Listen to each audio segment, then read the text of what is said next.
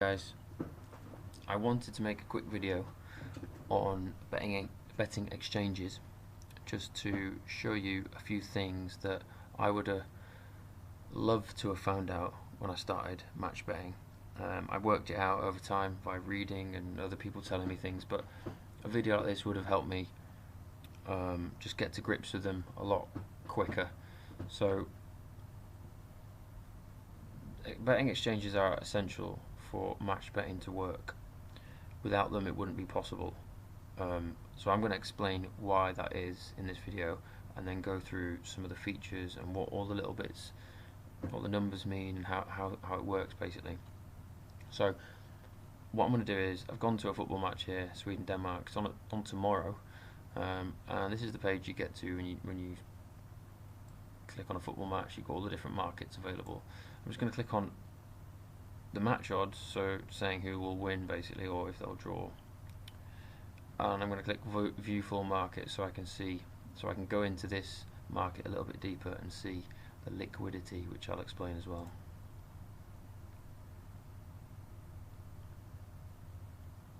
So you're probably familiar with bookies and how they work. So you go in and you decide on what you think will happen. Like I could be from Sweden, or an avid Swedish football fan, and I will think, right, Sweden are going to win. So I could put my money on Sweden to win. So that's a back bet, saying that something will happen. But you might be someone that thinks that Sweden won't win. So in that case, you can't really go into a bookie and say, I want to bet that Sweden don't win. But you can do that on a betting exchange. You can actually bet on things not happening, which is the essential ingredient for match betting. Okay, so you can bet on something happening at a bookie, and then bet on the same thing not happening at an exchange. So it doesn't matter if it does or doesn't happen, whatever it is you book on, whatever it is you choose. If it does happen or it doesn't happen, you've got it covered, and that's kind of the fundamental thing with match betting. So what an exchange does is it matches people anonymously around the world who have different views. So for instance, I could think that Sweden are going to win this match, and as you can see here, I can back Sweden to win. So that's what this is about. Sweden, I can back them here. I could back Denmark here. I could back a draw here, depending on which box that I click. So if I click here, I'm backing Sweden to win. Okay, so I can also see the odds 2.38. If I click here, I'm laying Sweden, and I put my stake in there. And a lay bet is saying that something won't happen. So I might back Sweden to win and put a tenner on it at 2.38. Now, even after I click place bets, it might be that that bet hasn't actually gone through and become a full bet, because what needs to happen is someone else somewhere in the world needs to disagree with me and say that Sweden will not win, and also accept the odds of 2.38. So if that person lays at 2.38, it will match with my back bet of 2.38, and so the two will match and the bet will be on, basically. So the person who backs will win money if Sweden win, and the person who lays will take the stake of the person who backed Sweden if Sweden don't win. So when you're laying, you are effectively becoming a bookmaker.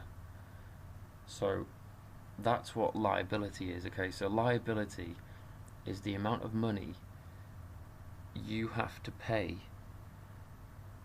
someone if your lay bet loses.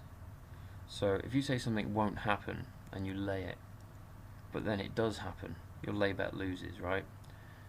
And you must pay the person that your bet matched with their winnings. It's like at a bookie when you place a back bet and you win.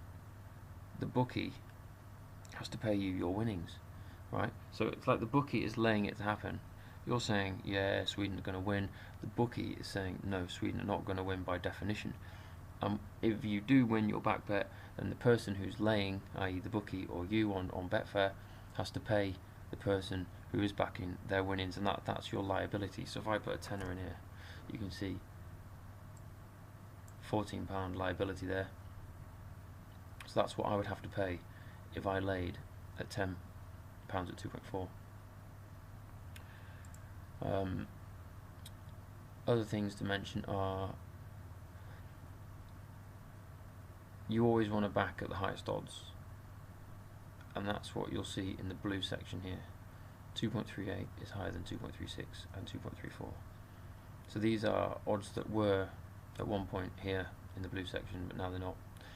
And likewise with a lay bet, you always want your lay odds to be as low as possible, because that reduces the amount of liability that you'll have should your bet lose. So here the numbers go the opposite way, and you want them to be as low as possible here, so they go down and these go up. So these coloured sections are the best available odds at the current time for any market.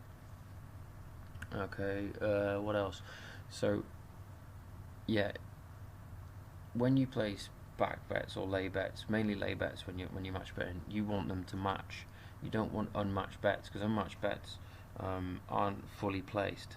They can match over time, but try and avoid them basically. And the way to know that your lay bet will match is by looking at this other number here, which is currently 959 in the lay odds for Sweden.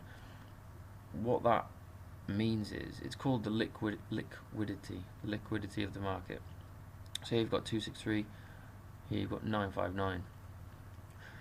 These numbers under the odds are invitations to bet, because what it means is, at some point the odds here were 2.4 and someone has backed, or maybe multiple people have backed Sweden at 2.4, and the odds they're not matched. These bets are not matched, and £959 of them are not matched.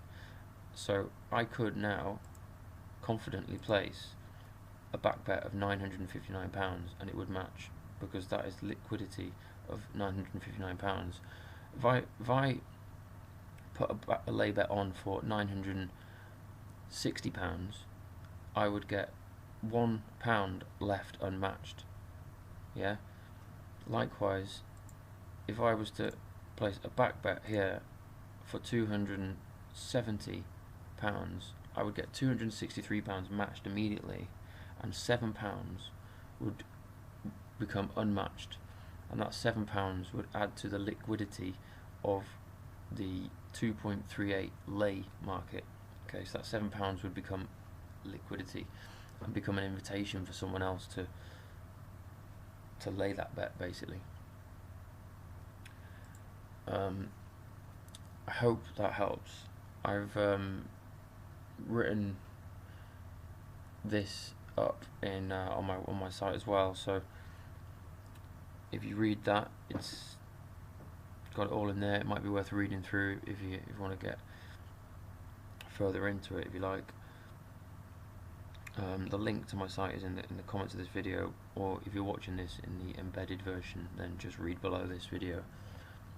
Cool, well, I hope that helped, and I'll catch you all in a bit.